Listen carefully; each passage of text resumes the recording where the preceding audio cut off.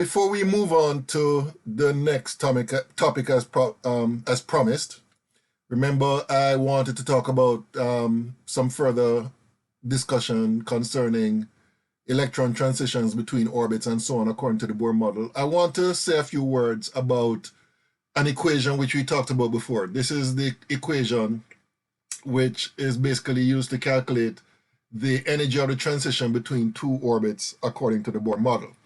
Now, this equation here is what you'll see in some textbooks, all right?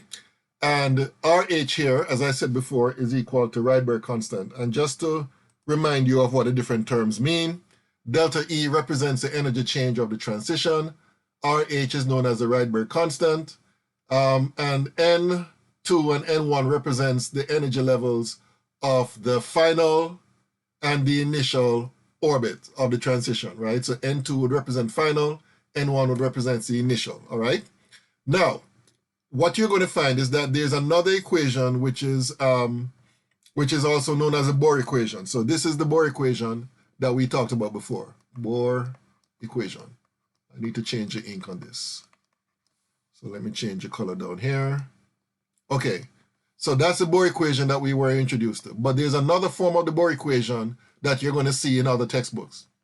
So let me show you how that equation is related to this one. Now remember, we talked about the fact that the energy of radiation can be expressed as, let me erase this here. Oh shoot, I can't erase it. Okay, so the energy of the radiation will be expressed as delta E is equal to h nu, right? And that's energy carried by one photon of radiation. We met this equation before.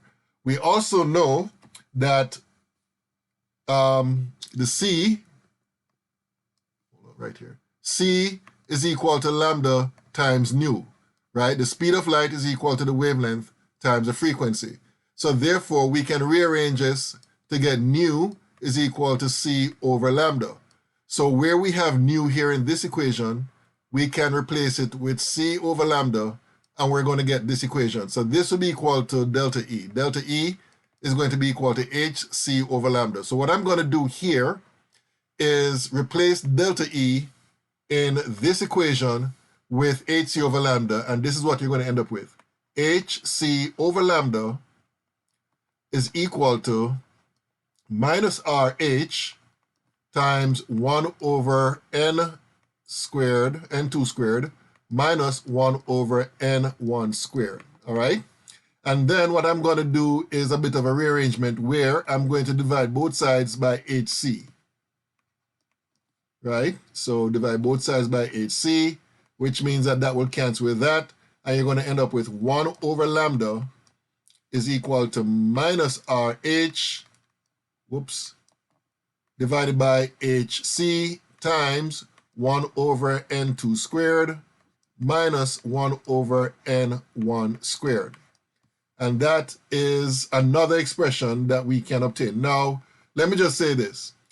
You'll notice here that we have a collection of constants here, right? We have RH, which is a constant, divided by h, which is Planck's constant, times c, which is the speed of light, which is another constant. So I'm going to multiply, or let me divide first, 2.18 times, well, in fact, let me do this first. Let me write down what each of these represent. So RH is the Rydberg constant, which is 2.18 times 10 to the minus 18 joules. H is Planck's constant, which is 6.63 times 10 to the minus 34 joules second. And C is equal to the speed of light, which is 3.00 times 10 to the 8 meters per second. So what I'm going to do is put these values into this part of the equation here. And this is what we're going to end up with. Minus 2.18 times 10 to the minus 18 joules divided by H, which is 6.63 times 10 to the minus 34 joules second, times the speed of light, which is 3.00 times 10 to the 8 meters per second, and then multiplied by, of course, 1 over n squared 2 minus 1 over n1 squared And what I'm going to do now is actually do the number crunching for this part right here. And what we're going to end up with as a result, 2.18 times 10 to the minus 18 divided by 6.63 times 10 to the minus 34 times 3 times 10 to the 8.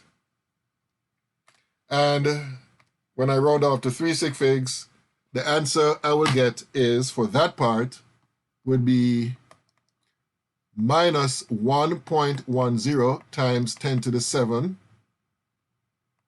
And the units for that part would be, the joules will cancel out.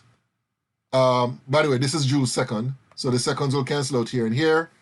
And therefore, the final units will be meters to the minus 1 over n2 squared minus 1 over n1 squared. All right? So basically, the final equation that we're going to end up with, based on all that we have just done, will be 1 over lambda is equal to minus 1.10 times 10 to the 7 meters to the minus 1 times 1 over n2 squared minus 1 over n1 squared. All right? So that's the result. Now, let me explain something here. As I said before, in some textbooks, you're going to see this equation being expressed as the Bohr equation. But in other textbooks, you're going to see this equation expressed as the Bohr equation. All right? They're both basically saying the same thing in different ways, so I don't want you to be confused. All right? Now, here's where things are a bit confusing, especially if you're meeting this for the first time. The Rydberg equation that we talked about here, that is this right here, 2.18 times 10 to the minus 18 joules, right? However, in some textbooks where they express this as Bohr equation, they express this value here as the Rydberg constant, right? So this is also called the Rydberg constant.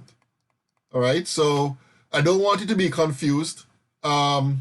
Basically, if you're using this equation here for the change in energy for a transition, then the Rydberg constant is going to be 2.18 times 10 to the minus 18 joules. However, if you're using this equation, then the Rydberg constant is going to be 1.10 times 10 to the 7 meters to the minus 1. All right? And I would say that you'd use this equation if you want to find the wavelength for the radiation causing the transition, but I would use this equation here if I want to find the energy of the radiation that's causing the transition, all right?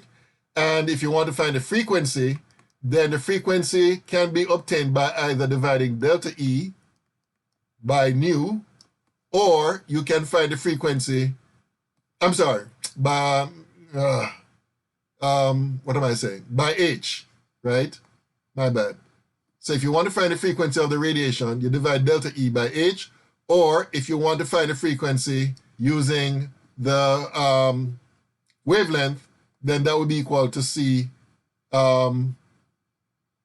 divided by the wavelength, right? So if you want to find the frequency, you can use either this equation or this equation. If you want to find the energy of the transition, this is the equation you want. If you want to find the wavelength of the transition, this is the equation that you're going to use, all right? So I hope what I just described to you here will make sense. If you have any questions, feel free to contact me, and I will try to make it as clear to you as possible. Okay, so I'm going to stop this video here, and then the next video is where we're going to talk about ground states and excited states and all that good stuff, all right? Okay, until next time.